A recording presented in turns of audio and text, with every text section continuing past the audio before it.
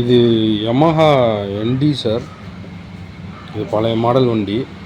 இந்த வண்டிக்கு சின்ன சின்ன மாடிஃபிகேஷன்லாம் நான் பண்ணி 1-2 வீடியோ போட்டிருப்பேன். இந்த வண்டி இப்போ கம்ப்ளீட்டாக ரெடி ஆக போகுது. இது என்னோடய ஓன் வண்டி, அதனால தான் கொஞ்சம் பொறுமையாக வேலை பார்க்குறேன். இந்த வண்டிக்கு இப்போ நான் ரெடி பண்ணிகிட்ருக்கிறது ஃப்ரண்ட் வைசரு.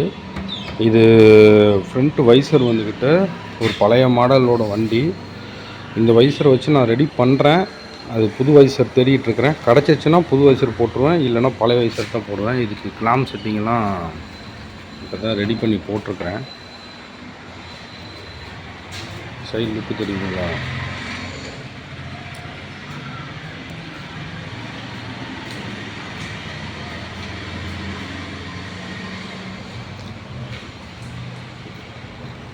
ஹார்னு செட்டிங்கும் இங்கே இப்போ போட்டிருக்கிறேன்.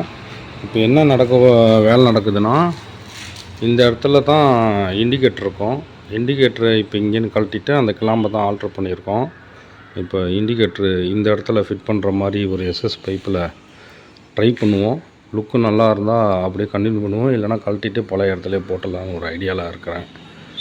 அது ரெடி பண்ணிவிட்டு ஒரு இதே வீடியோலேயே அட்டாச் பண்ணி போட்டு காட்டுறேன். எப்படி இருக்குன்னு பாருங்கள்.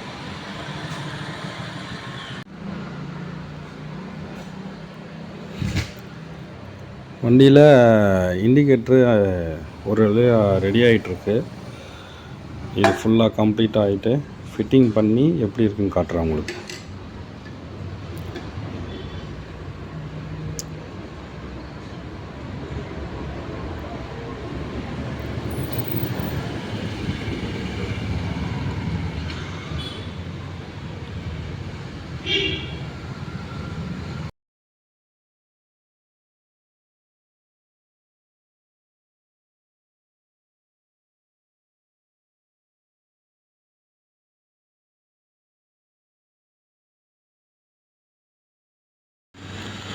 இண்டிகேட்ரு வேலை முடிஞ்சு. கீழே உள்ளது எஸ்எஸ் பைப்பு. எஸ்எஸ் பைப்பை ரெடி பண்ணி இண்டிகேட்டரை ஃபிட் பண்ணியிருக்கோம். இப்போ லுக்கு எப்படி இருக்குது பாருங்கள். இதுக்கு முன்னாடி இண்டிகேட்ரு டூமில் வரும். இப்போது இண்டிகேட்டர் அப்படியே ஒரு 1/2 அடிக்கு கீழே இறக்கி ஃபிட் பண்ணியிருக்கு. இந்த வைசர் மட்டும் ஒயிட்டில் கிடைக்கல, பிளாக்கில் தான் கிடச்சிருக்கு. ஆர்ட்ரு போட்டிருக்கிறேன். அது வந்துடும். அது வந்தோடனே இந்த வண்டியோட ஃபுல் ரிவ்யூ எப்படி இருக்குது, இந்த வண்டி எப்போ இந்த மாடலு என்ன ஏதுன்னு ஃபுல் டீட்டெயிலாக நான் சொல்கிறேன்.